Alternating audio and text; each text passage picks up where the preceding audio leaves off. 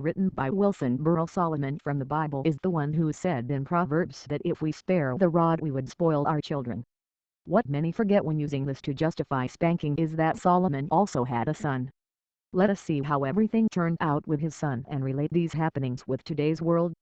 Back in biblical times, Solomon would enforce great punishment on the people of Israel if they did not follow his word. This was referred to several times as whipping.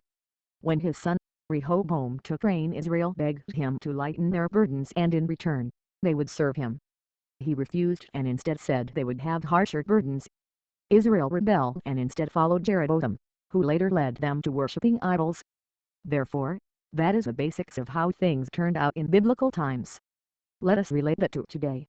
Whippings, today referenced as spankings, are still used on children.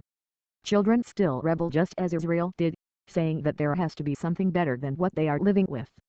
They soon find themselves wrapped in sins they cannot get out of easily because the consequence as an adult is less harsh.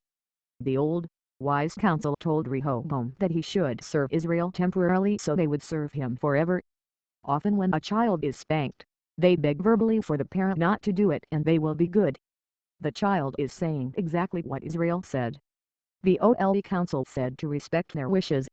So, considering it did not work well to forsake their counsel then, perhaps it is not such a bad idea to go back and adhere to it now. This is being related only to spanking, not discipline. Children have to realize that there are consequences for wrongdoing, but the question is, do the consequences have to be so harsh?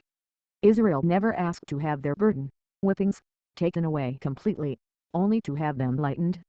Today for adults the burden for wrongdoing is no longer whippings, but imprisonment for most crimes. For children the burden is still whippings. Since adults now just do time for their wrongdoings, perhaps parents should go this way as well.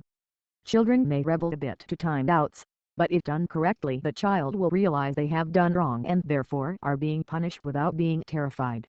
Why not make the consequences fall under the same genre as the consequences an adult faces?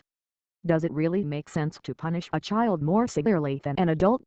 Israel rebelled the harsh consequences just as children do and later followed into a path of unrighteousness.